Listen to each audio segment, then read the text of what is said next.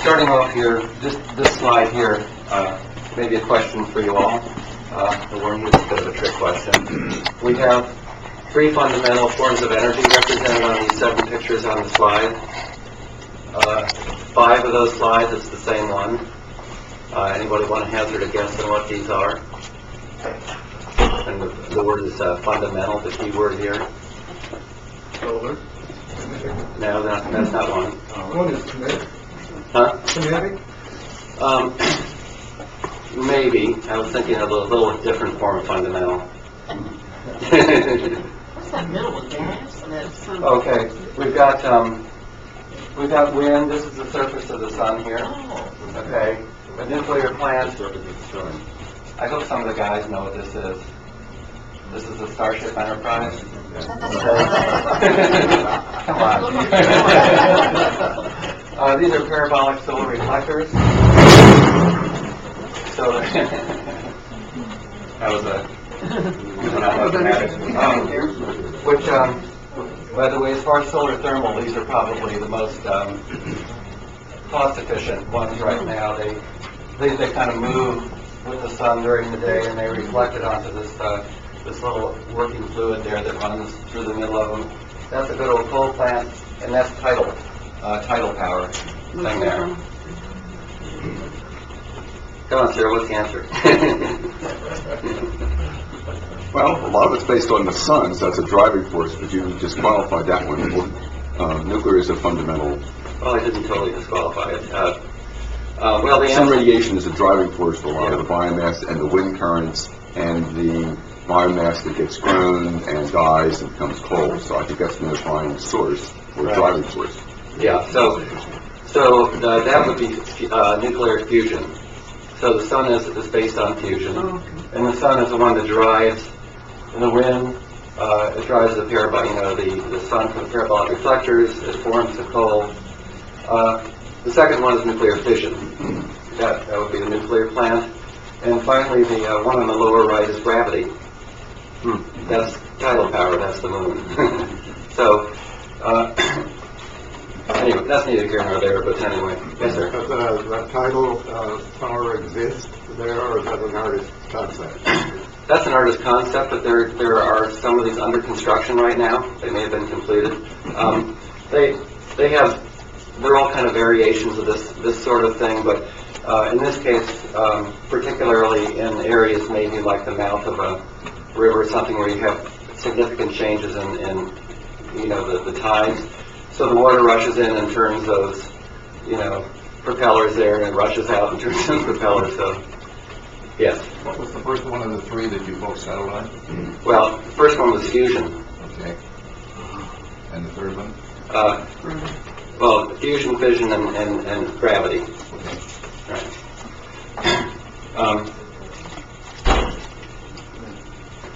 So what I'd like to do is, since we have a lot of people letting us know what they think, is to talk a little bit about what we're hearing from folks. And in this case, the first one of these is the Pickens Plan. This is the man with the plan. And what T. Boone is telling us, he's saying, we do import increasing amounts of oil. It's gone up alarmingly and dramatically over the previous decades. But we've got some pretty good domestic resources that we really could lean on a lot harder. And he says we're the Saudi Arabia of wind energy. The department has reported that we could get up to 20% from wind. Also saying that natural gas is another source that we really ought to depend a lot more on. It's our second largest energy source behind coal. Almost all of it we use comes from North America. Natural gas reserves is twice that of petroleum. That's one of those funny stat numbers that can be totally irrelevant. And it's the cleanest transportation fuel. So what I want to do, first of all, is let's take a closer look at natural gas and see if that's something that we want to build our future energy economy on. So he mentioned oil imports. I think he said something like 70%. It's actually 58%, if you look at it. So he may be spinning the numbers a little bit, but it is a heavy dependence. And where that comes from sometimes can be a little misleading. That's the lower right-hand corner. It turns out that about half of it comes from the Western Hemisphere. Colombia is one of those. But also quite a bit from Canada, some from Mexico. But as you know, oil is a fungible commodity, so just because it comes from these places doesn't mean, that it's insecure, and especially in terms of what I call economic. If the price goes up because of things happening somewhere else in the world, the price is going to go up everywhere on this stuff. So it maybe it's helpful, in its local, in terms of shortfalls or immediate shortfalls, but not so much in price. I'm going to take you through a couple of slides here because there's a story behind natural gas and a story behind what's happened to it in the last decade. That's, I think, important to understand when you're thinking about where we're going with natural gas. You'll notice that this curve that starts in 1990, that something happened between 1990 and the millennium. It shot straight up, and it sort of stayed up there. And these are projections by our Energy Information Administration and the Department of Energy. And one of the things that at least we know of is that they've almost never been right before in the future, but they can certainly they can predict the past. So anyway, but it's a thought exercise they go through. They use the best stuff we know at the time, but unfortunately there's just stuff we don't always know. We had, during a good part of the 80s and the 90s, something called the natural gas bubble. And during those times, you probably, I don't know, how many folks have natural gas coming into their house? Pretty good proportion. So you probably never thought much about your gas bill, during the 80s and the 90s. It just wasn't a big number. And that's because, gas was hovering around that 2 down there at the bottom. And it was a tough time for the natural gas producers. They weren't making a huge amount of money.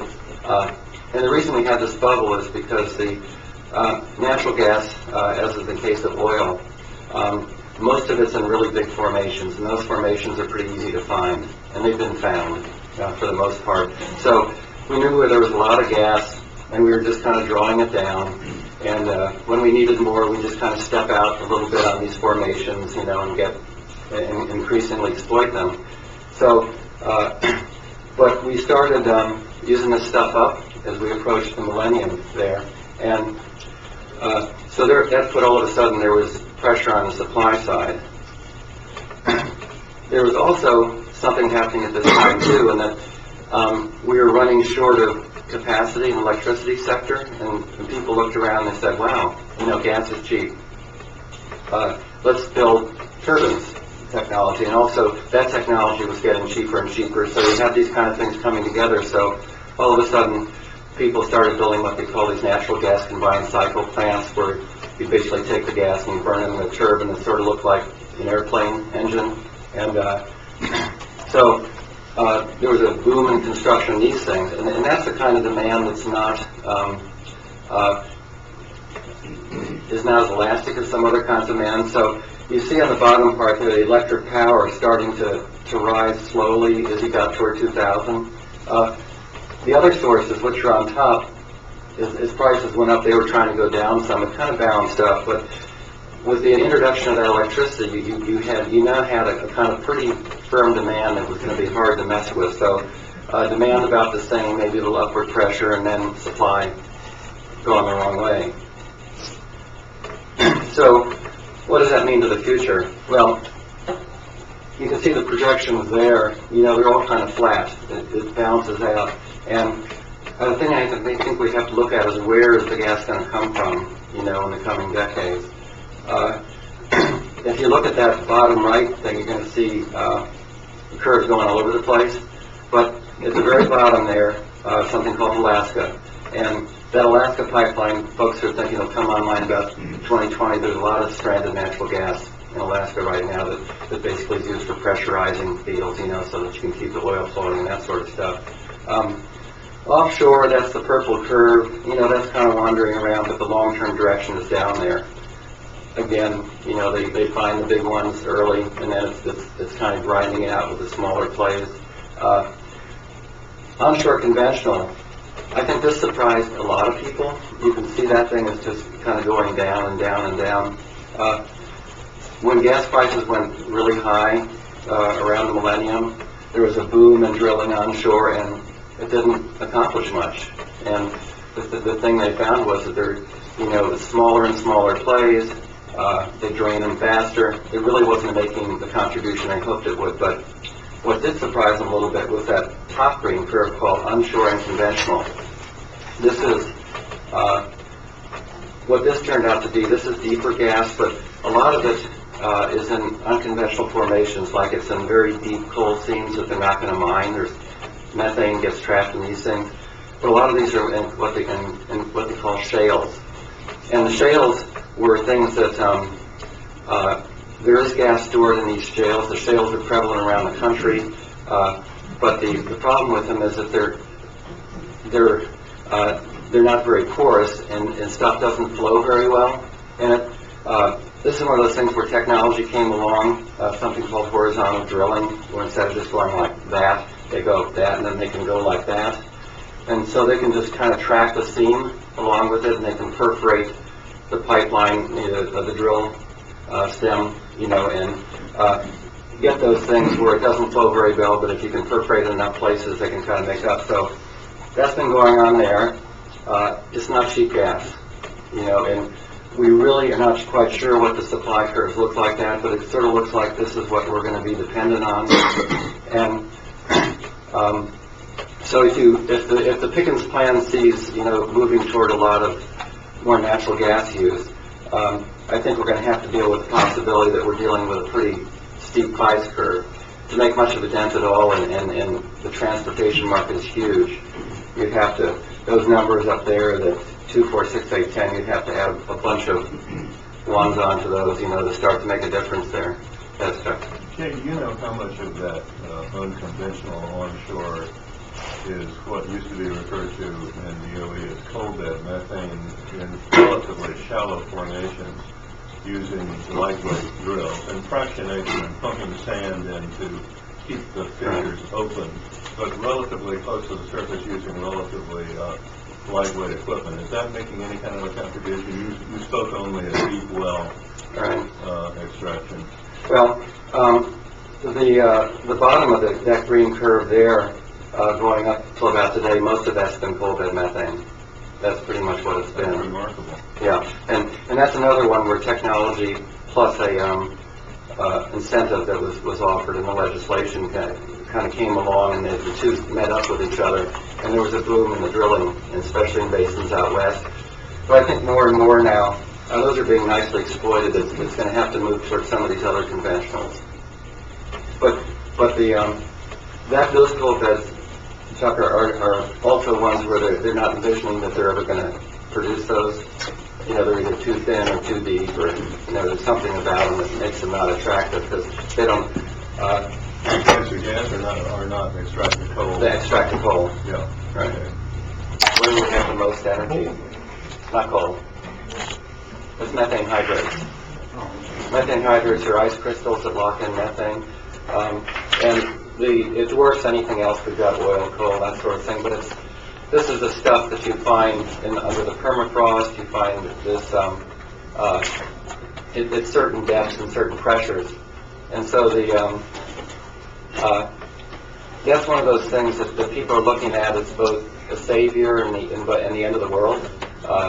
A savior because there's so much of it, can find a way to recover this stuff without causing problems.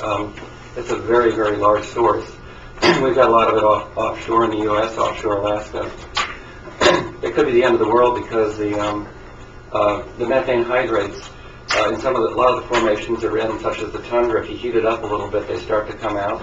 So there's a big worry that this is one of those abrupt climate change kind of things, that suddenly there's this massive release of methane hydrates, which has each molecule has 20 times the warming potential as carbon dioxide.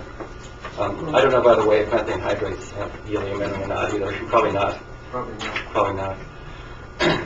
But you're right. I mean, there are these things. We'll continue. use natural gas. And I think what I'm raising here relative to the Pickens Plan is that this may not be a free ride. You know, this could get pretty pricey. Okay, the other part of the Pickens Plan was wind. And so let's take a look right now with the a little bit of the story of the renewables in the United States. The renewables, as you can say, with petroleum, 40% of our energy use, coal 22, natural gas, same as coal, nuclear 8. All of the renewables take up are about 7% of the energy we get right now. And that's further sliced up there on the right.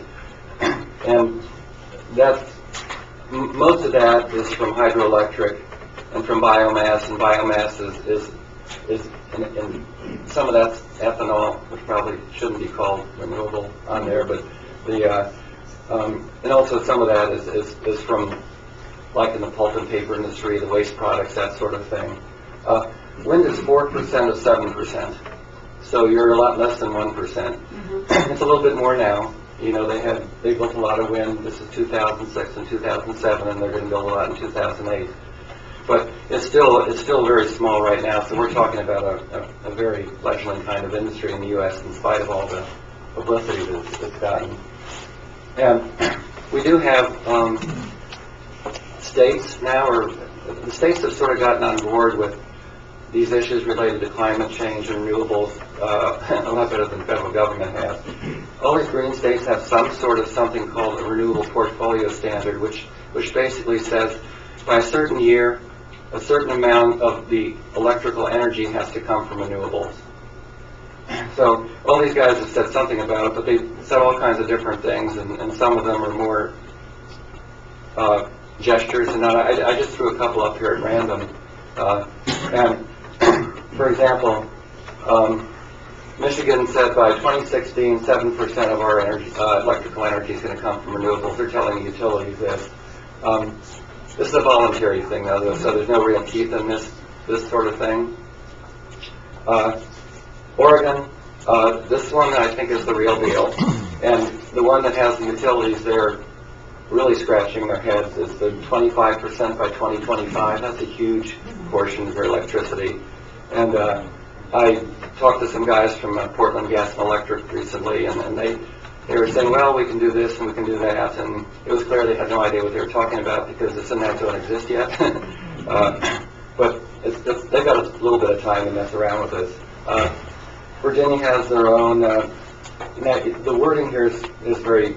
You have to be careful. You know, the lawyers in here will appreciate probably what's buried in a lot of these terms here. 12% of baseload sales in 2007, less the average annual percentage of corresponding nuclear energy in 2000. So what is it? What is that anyway? Maybe almost nothing. I'm not sure what the. And Dakota, 20% renewable and recycled energy captured from waste heat. It says you're getting a credit for nuclear. I know it's what it says, but when you subtract that out, that the 12% may not be the requirement. Exactly. So, you have to dig a couple layers down to find out what they're really saying about renewables. You're a good lawyer, Jim. That kind of oxymoron.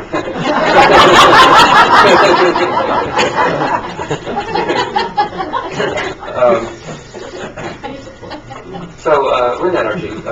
These are not your grandfather's wind machines, as you can tell. I especially like, you see the minivan? Can you see that at the bottom there?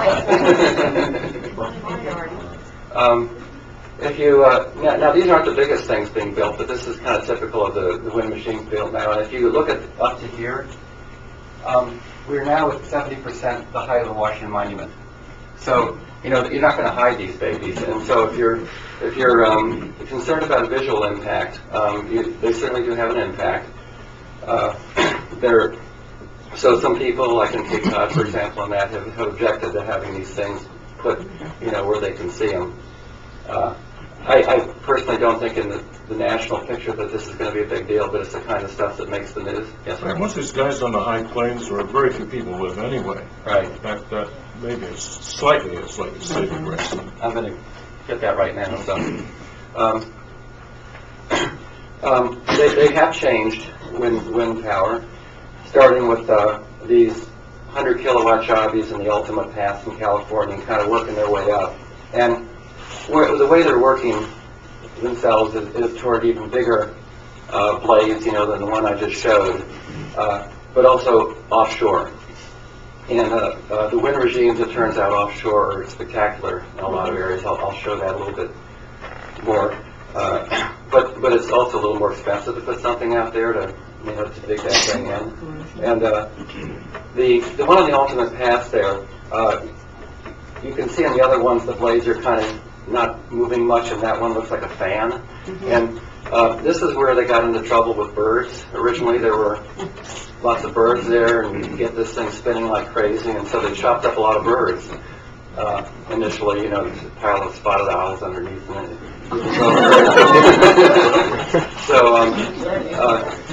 But that's another one of these things that's probably not a problem now. And you get to these bigger blades, and you probably, many of you have driven past one, you even got some farms off the Pennsylvania Turnpike. And so even at their best, they're sort of going like this. So any bird that runs afoul of these probably deserves not to be there.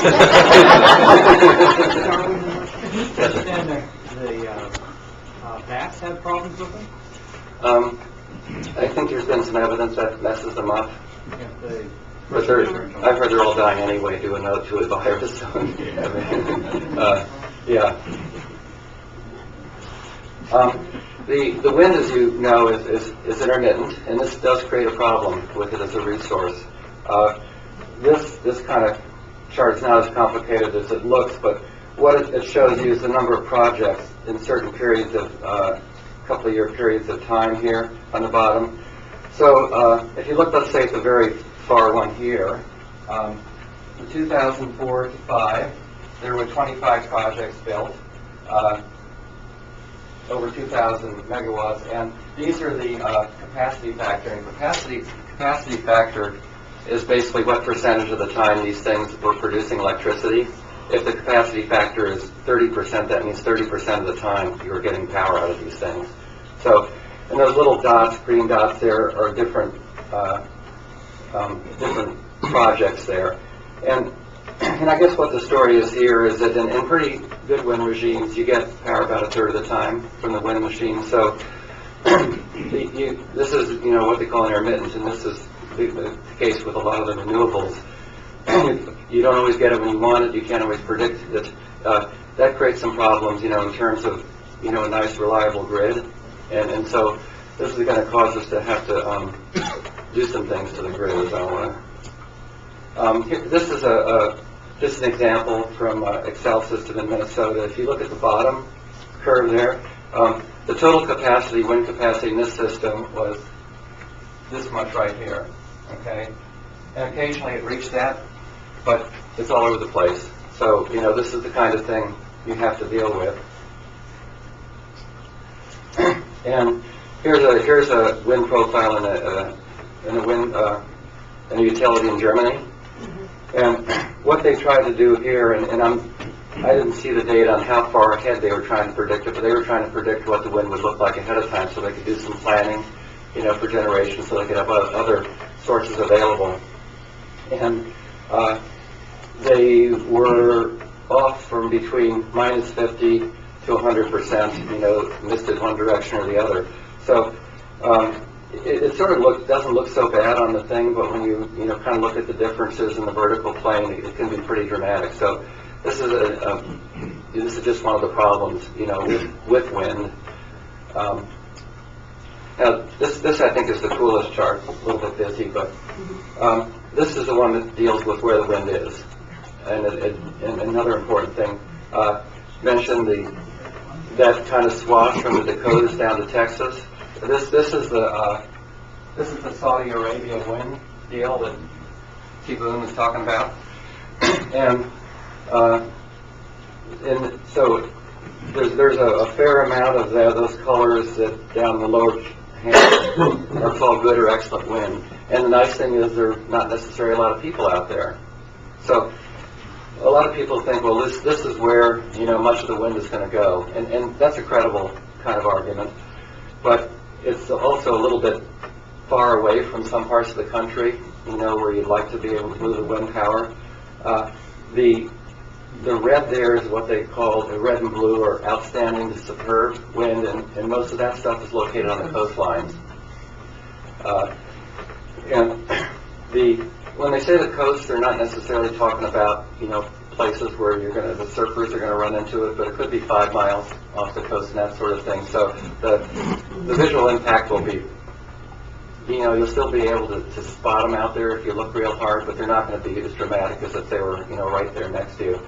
But I think what this is from that study that T. Boone was referring to, the 20%. We can supply 20% of our energy in 2030 by wind. And in order to do that, you basically have to reinvent the transmission system, because you've got to move this stuff from the middle of the country where there aren't many people, and where the demand tends not to be, to around the country, for not only to move it around, but also to compensate for the fact that wind isn't intermittent. But often, if it's blowing in some place, it's not blowing in another place. And if you kind of average them all out, if you have a grid that's big enough to kind of bring it in where it is blowing from, you can, it helps you with a lot of the problems you're going to have with wind. Well, building, and so this green line here is, in this study, is the grid that they hypothesized, and it's, kind of covers the whole country. And this is all new. And so to put in these high voltage lines anywhere these days is a challenge. You get people push back. They don't like them running through their parts, their states, their parts of the country. There are political issues sometimes. I've got energy in my state. I'd like to be exporting it. All of a sudden you want to run lines through here that will bring energy in from somewhere else. All that kind of stuff. So it's truly a Herculean effort, I think, to build something like this. But if it becomes a national imperative, then maybe that'll change things. Now, how does one control the frequency that's from the variable speeds of the windmill to 60 cycle power? Yeah. That's been one of the big advances, is the solid state improvements that they've made in order to do that. That's why this is a viable option at all. So Just say a few things about it, about what's the means. Yeah. I actually don't know that much about it in detail, so I just know that has been, an area that was a problem area, and it's one they've made a lot of advancements in. So, Jay, the fact that you need an electric, other generating capacity of some sort to back up a wind system to take care of the intermediate production means that you have an upside limit on how much. You could not have a 100% wind energy system in this country. absolutely. You have to have these other sources to back it up and fill in the gap. So there is an upper limit, which I guess different people could estimate what it is, but it must be above 20% since Pickens is projecting that. Well, he quoted the 20% figure, so it's the only one I noticed on there, and that was the study that was done, and I suspect that 20%, maybe it's not a theoretical or technical limit, but it's probably for a long time become a practical limit. Yeah. This is almost, that grid system transformation would come under the heading of a minor miracle, so it's going to, to be projecting much higher, you're going to have a breakthrough, I think, in storage. Yeah. And by the way, storage, large-scale storage, it doesn't really exist much. They have a few niche type of what I call applications where, if you happen to have a nice little body of water, near you and a nice hill, you pump it up the hill, when you don't need electricity, and then you bring it down, you generate it like a normal hydroelectric plant. Some people happen to have some nice caves handy, so they pump air, compress the air into the caves, and then let it kind of expand out again when they need it. But these, as you can imagine, not the kind of situations you find, everywhere. And so everybody keeps talking about we need a breakthrough in large-scale storage. And right now what they have is very expensive. Yeah. What's driving that? I think I referred to this last week. Is I came across information that of course your electric demand is in the evening, in the night. And wind power, this source was saying, is basically there in the afternoons. So you've got to have immense storage capacity to have this thing develop beyond the efficiencies percentages you're quoting here. Right? I think that's what's quoting. Well, that's right. The wind power, turns out, it depends on where you are. There are some areas of the country where the wind blows more at night, and there's some where it blows more in the day. The one nice thing about solar is, it sort of tracks the sun, and that tracks a lot of the way the load goes, with people trying to cool their places, and so that tracks things a little bit better. Wind is not as good in that area. And you're right, you often get it when you don't need it. Yeah. A lot of the big wind areas up north there. Is there any cooperation or dialogue with Canada? How is there? Are they developing this energy as well? And is there any dialogue? There may be. I'm not aware of it. It's not a big deal. I know in the areas I'm familiar with, the talk with Canada is more for show than this is just shows you in this particular 20% study, gives you an idea of where it went. The darker green the area, the more wind they got in this hypothetical exercise that they went through, and it's about what you'd expect. The middle of the U.S. is where a lot of that stuff went in, and then on the two coasts as well. So, just a couple of points, at least, on the Pickens Plan. I think it's going to entail some monumental challenges and a little bit of luck on this thing. We're going to need to find affordable, pretty large-scale sources of natural gas. They're going to need to be there to make the natural gas part of it go. And I don't think we understand yet what the price-supply curve looks like for these kind of things, but we know it's not going to be cheap. With the wind, we do have plenty of it. We've got a lot of wind, but distributing it means we're going to have to reinvent the national transmission network. But that may not be the worst thing we have to face. So there's some, he doesn't kind of go into these kind of things in his ads, but they're there. Isn't there talk about basically the grid's in pretty bad shape anyway, and does need to go? The grid our grid has grown kind of ad hoc-ish. It's grown over time. It was not grown to optimize. And so it's really, things pasted on top of things. So we should reinvent it anyway. They're talking about a lot of stuff, if you go far enough in the future, that they'd like the grid to do. For example, if we go to plug-in hybrid cars, during the day when they're parked somewhere, they'd actually like to be able to suck electricity out of your car if it's parked and put it into the grid if they need it. Use it as a storage mechanism, a natural two-way street. A two-way street, yeah. And you could, I guess, invent a grid from scratch that would do that, but certainly can't do it with the grid we've got now. So you may have seen that. I saw this ad recently. It was a clean coal ad on TV, and it started off making clean coal sound pretty cool, and then you got to the end of it said, now we're going to show you some clean coal, and they showed you a picture of nothing. I said, whoops, this wasn't what I was expecting anyway. This is an international picture right now with energy usage shown for different parts of the world here. And the bluish one is coal.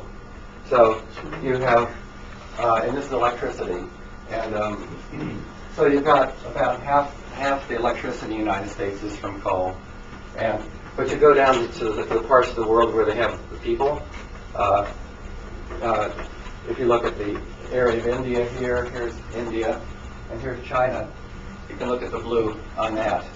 It's where their most electricity comes from. They've got big sources. They're building their economies on that coal. And we're trying to tell them that maybe they shouldn't do that. But when you have this much poverty, they kind of look at us and say, well, when our energy use per capita gets to be about your size, we'll start, paying attention. I think our energy use is maybe 4 times what China is and 10 times what India is. So this is a little bit of a problem, and coal is one of the biggest emitters, in terms of greenhouse gases. But in terms of the issue of, is coal really clean? This was probably a pretty good argument a while back, but I think things have changed a lot. So what I want to briefly talk about is coal from two different points, from the supply point of view in this country and from the use point of view. So we have had a lot of horror stories in terms of supply of coal here. This is an operation in West Virginia, and I think in the Appalachia areas where much of this bad news has come from. This is a picture of Mountaintop mining. So what you have, you have a nice, beautiful hardwood forested area, and somewhere below the mountaintop is a nice seam of coal. So you just whack the top of the mountain off, and you take that and you fill in the valleys around it.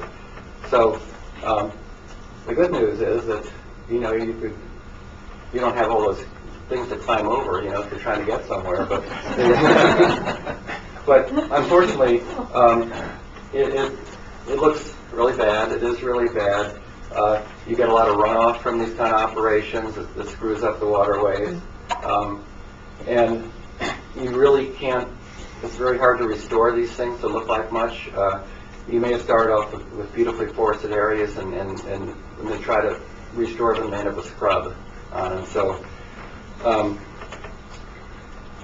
there's also a little bit of a problem. Could you have an operation like that under SMACRA today? I mean, the legislation that's been on the books for the last 15 or 20 years, or is that an old mine or an exception? There's, that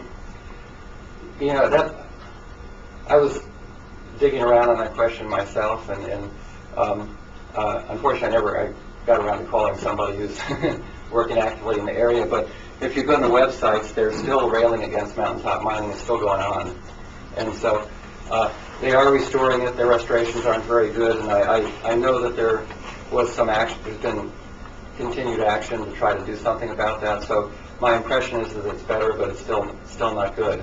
What's going on now? I took a look this week at Google Maps, and you can zoom in the area around the middle of West Virginia. There's large bare spots in there where they have pictures, like it looks like those pictures. I think they do say they do some restoration, but basically it means planting grass seed. So it'll look green, but it can't grow trees. It's very thin soil when they put it on there. So even if they restore it, they don't restore it back the way it was.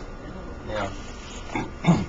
So I think it's one of those areas they're making progress on. I was at at DOE we have a national conference on carbon capture and storage in May every year. And so it was at Pittsburgh, and somebody was talking in there, and all of a sudden there's about 500 people in the hall. The door open, and about a dozen folks dressed, totally in black, come marching up to the front. Each one is holding about a zillion balloons in their hand. And they go up in front, and they all kind of, face the audience like this, and they let go of their balloons. The balloons are almost all black balloons with a few yellow ones thrown in. And I thought, well, this is going to be good, because there's a very dull talk going on. And so I thought this was going to be a general thing about climate change and that, but really what it was a railing against Appalachian coal mining. And this lady got up there, and she talked about turning on the water, and it pours black out of their faucet, and there's acid running off, and this and that and the other thing. Well, that sort of told me this is still an active issue there. And the yellow balloons, by the way, were supposed to be sulfur mixed in with the coal.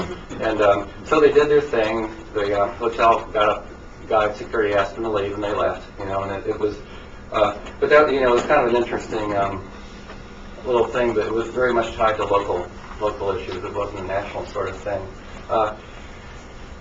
This has been another problem with the underground mining, and especially in Appalachia. They use a system called room and pillar in the past, where they dig out an area, but they leave also areas as pillars to kind of hold up the earth. But over time, those things often collapse, and then over time, all of a sudden, boom, you get a hole there, or something sinks in, or a house half disappears, or something like that. And so what they're doing now is it's still a problem, but it's less. Is that they have what they call longwall mining machines. That these are actually spectacular things to try to watch. Which if they take a seam, they'll dig underground area and they'll put it like a rail, maybe covering hundreds of meters wide, and this machine just goes back and forth, eating away at the seam. And in back of you, you have these metal supports that are holding up the roof.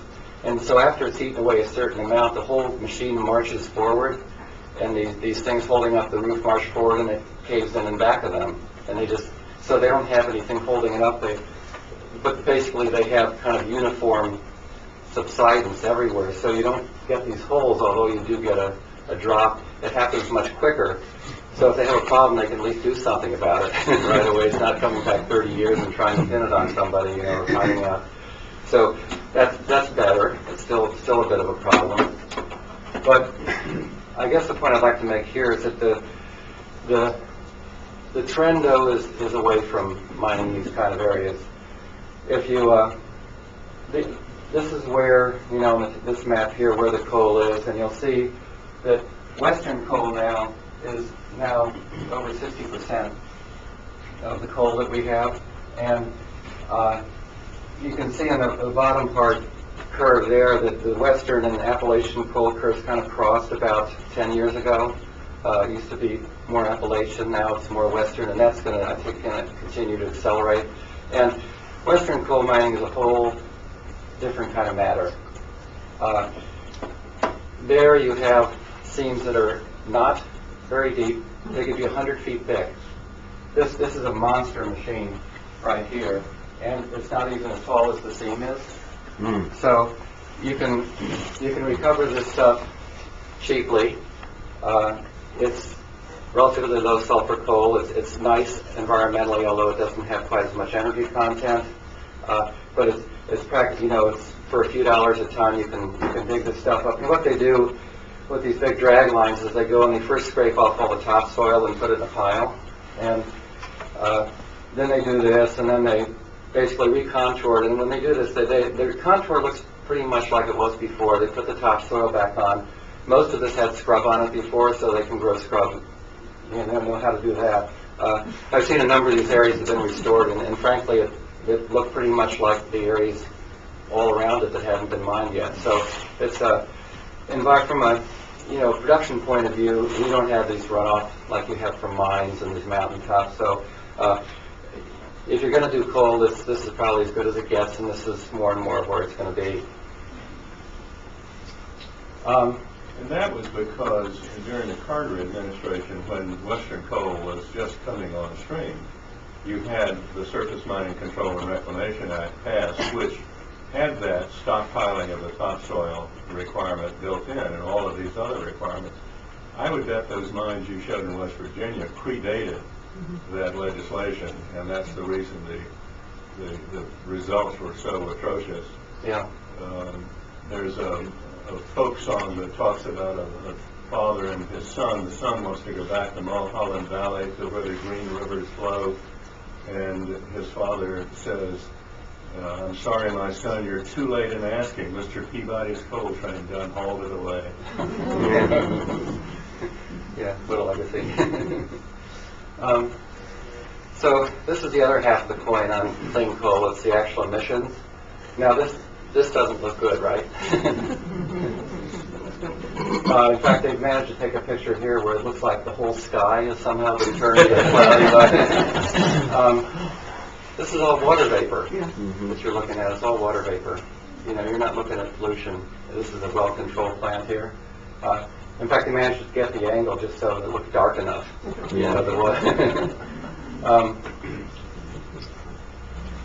I wasn't sure how to. I couldn't come up with an easy way of portraying this, but what the point here is that the modern coal plant, when you put all the bells and whistles for control on, and they keep tightening down the limit, is a very clean plant. It's not as clean as the little teeny bar on the right-hand side, which is a natural gas plant, but in terms of the way the emission limits they've set, they're usually, in many cases, less in the emissions, and emissions are set with health in mind. If all the coal plants, emitted like the new plants had to, you wouldn't even hardly be able to detect it in the atmosphere what's there. So, I guess if you combine a modern coal plant with coal from a resource, that's being recovered in an environmentally benign manner, which is, I think, most of them right now. That clean coal is not a bad label, and at least it's cleaner coal. The only thing left kind of to worry about is the carbon dioxide coming out of it, and now that's been brought into this clean coal title. And this is where this carbon sequestration, I meant to put this out a little earlier. I'll tell you what, maybe we could just kind of pass these around here. You don't want to get these in your stocking, hopefully, for Christmas, but what I've got here are 4 rocks. And take a look. You can pull them out if you want to play with them. But they're what these rocks represent is 2 of them are kind of source rocks and 2 are kind of cap rocks. And we live, in all of the geologic layers that are below us. And much of the Earth has layers which are saturated with liquids or gases. It's just pretty much almost everywhere. And the rocks that are saturated with liquids, like a sponge, are porous. If you look, kind of on a microscope, there are lots of areas in between, and so there is room for stuff to come in there. And the biggest thing you run into is brine, very, very salty kind of water. And that, for example, a good part of the U.S. is underlain by rocks that have this in it. The drinking water you have is relatively shallow stuff that's saturated with water that isn't briny. But you also find, natural gas and oil is rock saturated with these things. They aren't caves in the ground, but it's rock. You find a number of natural carbon dioxide deposits underground.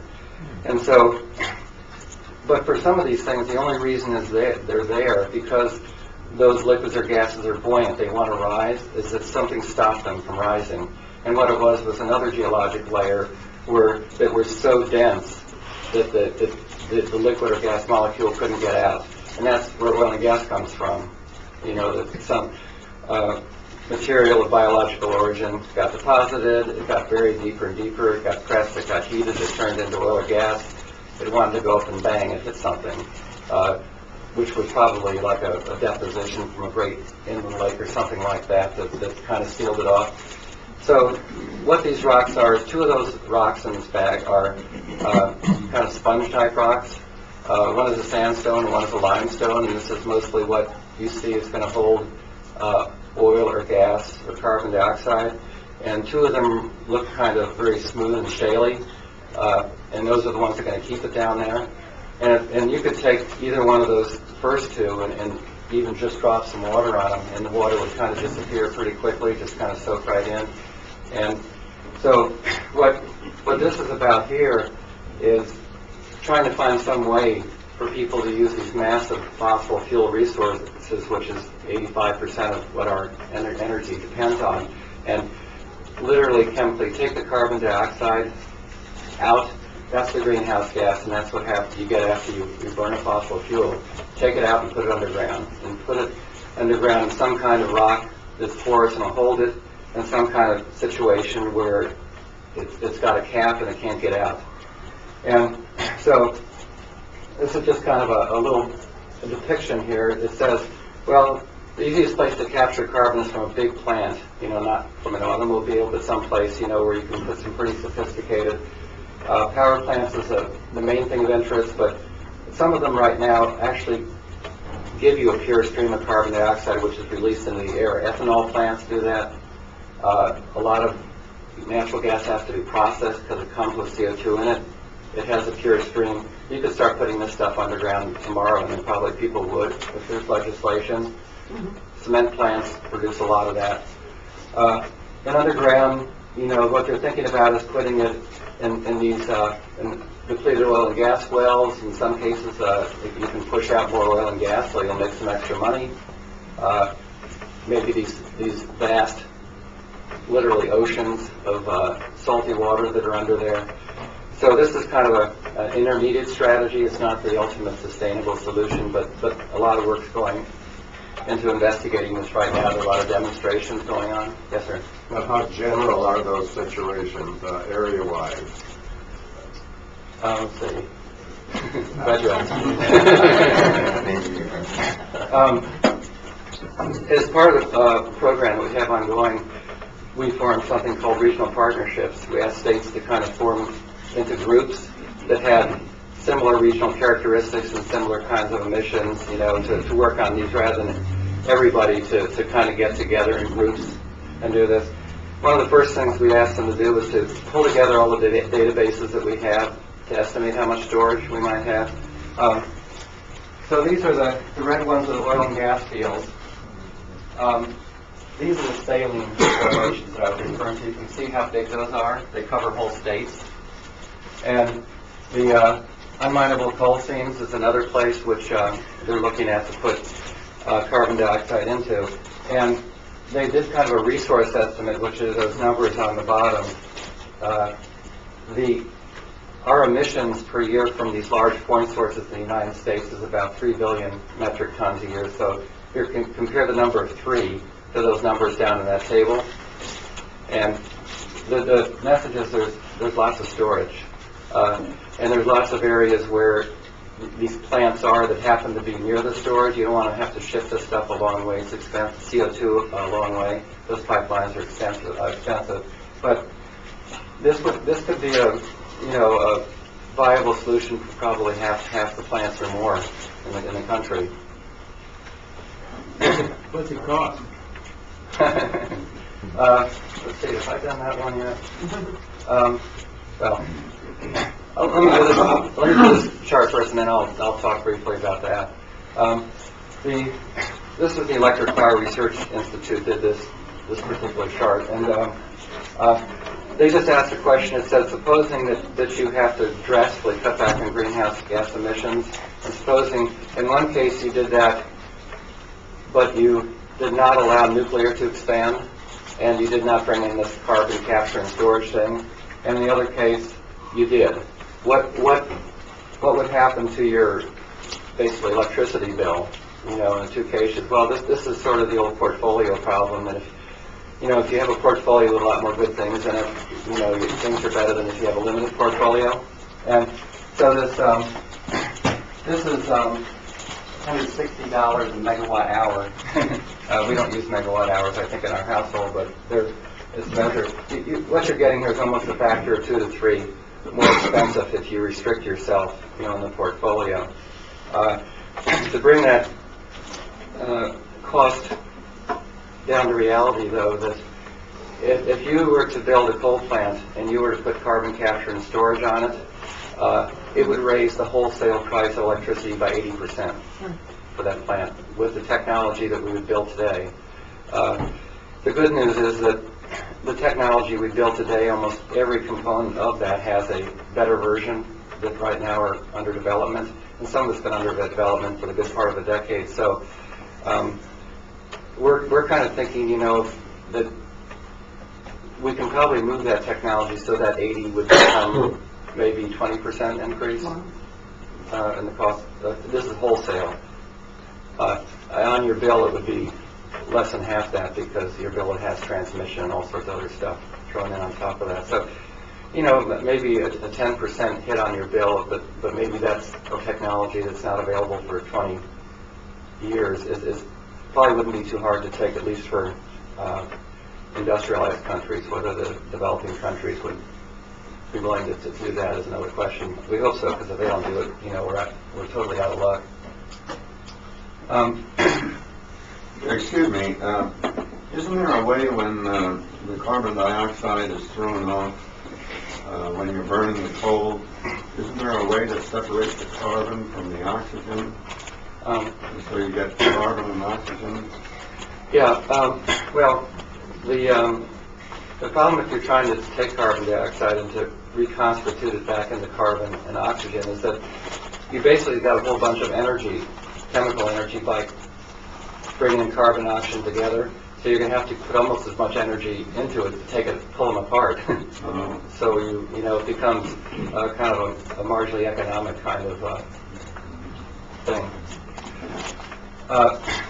So the candidates talked about, this is the final topic here, and do we have till 9:30 or 10:30? Yeah, okay. I'll talk briefly about this because this would have been really front burner if we hadn't had an economic Armageddon here. So this has to do with greenhouse gas control legislation, and I think this will become a big deal sometime in this administration when they, after they deal with a couple other problems. What's interesting about this thing is that how dramatic these bills are in terms of reduction. I think the message is sort of sunk in terms of the impacts of climate change and the urgency of it, that people realize that probably by the end of the century you're going to have to be almost totally off the fossil fuels, especially in the United States, because the expectation is going to be a little harder for some other countries to be off, so we kind of have to make up for it. But these bills envision mostly being off of it by the middle of the century. And so the thing is that there's a lot of very, very sensitive areas in trying to negotiate one of these because the impact is so profound and there's so much money at stake here, and it's basically changing an entire system in which a lot of people are invested in. There are these questions that come up, well, what gases are we going to control? Well, carbon dioxide from fossil fuels is the most prevalent, but there are a bunch of other greenhouse gases too running around. So what I did is I put kind of the last two bills that have gotten the most attention. One was the Boxer, Lieberman, Warner bill, that's the one on top, and that's been kind of superseded by the Dingell-Boucher bill, which I don't know if Dingell's name will stay on there or not, but and they're about the same. There's one other thing they control in the Dingell-Boucher. One of the big questions is if you're going to hit somebody for emitting, where are you going to hit them? You know, are you going to, for example, is it when you recover the resource, or is it when you use the resource? And these things have kind of two different ways of looking at it. They call it upstream for transport fuels and natural gas. Upstream is at the point, you know, that it's produced, maybe at the refinery. So maybe that's where it gets controlled there for oil and gas, and downstream for like coal users and that's probably where you're going to burn it. That's where you get hit. The one that's going to attract a huge amount of attention but may not be as important as it seems is the caps. This would be, this is more aggressive here, 4% reduction below the level we were at a few years ago. By 2012, that's only 3 years away. It's hard to even stop the trajectory, let alone turn it down. Almost 20% by 2020. This one is 6%, the more recent one by 2020. Now those are, I think those are more philosophical differences than, well, let me say it a little bit differently. What industry really wants is certainty. You know, that they can take most of the industries, the fact we've got to reduce, and we've got to reduce at some point, but they want to know when they're going to have to reduce because they want to be able to plan and be profitable and not have surprises along the way. What the case is right now is we don't have a lot of weapons in our arsenal other than efficiency, you know, that's very inexpensive that we can throw at this thing right away. We've got a lot of things under development, but right now we're not doing anything on nuclear. You know, we've got to get a few plants going so people can kind of look at it and say this is okay to do now. This is capture and storage. We don't have any plant doing this. We're going to need another decade to show this works. The renewables, wind and solar thermal, are still on a downward trajectory on their price. So we need a little bit of time. And so I think what the more recent bill, the Dingell-Boucher, says, okay, we'll give you a little more time. Only a 6% reduction by 2020, but we're really going to turn the screws on by 2050. 80% reduction in these pollutants. That's almost totally transforming, the system that we have right now. And I think when you model these things economically, you always get overall much more economics if you give people some time to develop the right kind of tools to do something like that than if you hit them right away. You've got to keep the pressure on, but this is that 6% has drawn a lot of fire from the environmental community. They want a much more dramatic kind of gesture, so that's one of the points of contention. Then there are other points. I've listed some of the decision areas which are common to all the bills that people will fight like crazy over. But the way the cap and trade works, a lot of you may know this, but it basically says, okay, the way we're going to control this thing is that for a particular year, we're going to put a cap on total emissions, and we're going to go around and we're going to allow each of you to emit a certain amount, and that's going to add up to the cap. Okay, so the cap is up here, and that's fine. They're going to say next year we're going to lower your cap. Each one of you can emit a little bit less, and we're going to tell you this ahead of time. You know it's coming, and you can either choose to lower your emissions, or you can look to this guy next to you who not only lowered his emission by the right amount, but he maybe lowered it twice as much, and I'll buy that lowering from him, reduction from him, instead of doing it myself, because he can do it much cheaper. So it's a cap and it's a trade. So you're trading back and forth, and so that's why the economists kind of like this thing. It's worked well with, for example, nitrogen oxide reductions on a national level, that sort of thing. But this is, much, much bigger. This dwarfs, in size of what would be going on. But you could also, another way to do it is say, okay, you're emitting 10 now, and next year you're allowed to emit 9, but I'm not going to give you 9 freebies. I'm going to give you 8 freebies, and you've got to go buy that extra one. And so if you start having a lot of this buying, the money goes into kind of a kitty. The government has it. And that's where the fun begins, because what do? There's some reasons you might want to collect money on this thing, because you might want to put it toward new technology, maybe adaptation, but there are going to be inequities among regions.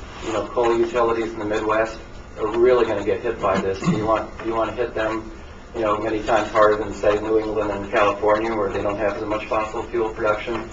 That's where the politics really come into this. So it's trying to iron out all these equities, and then of course there's pork. So we'll try to minimize that.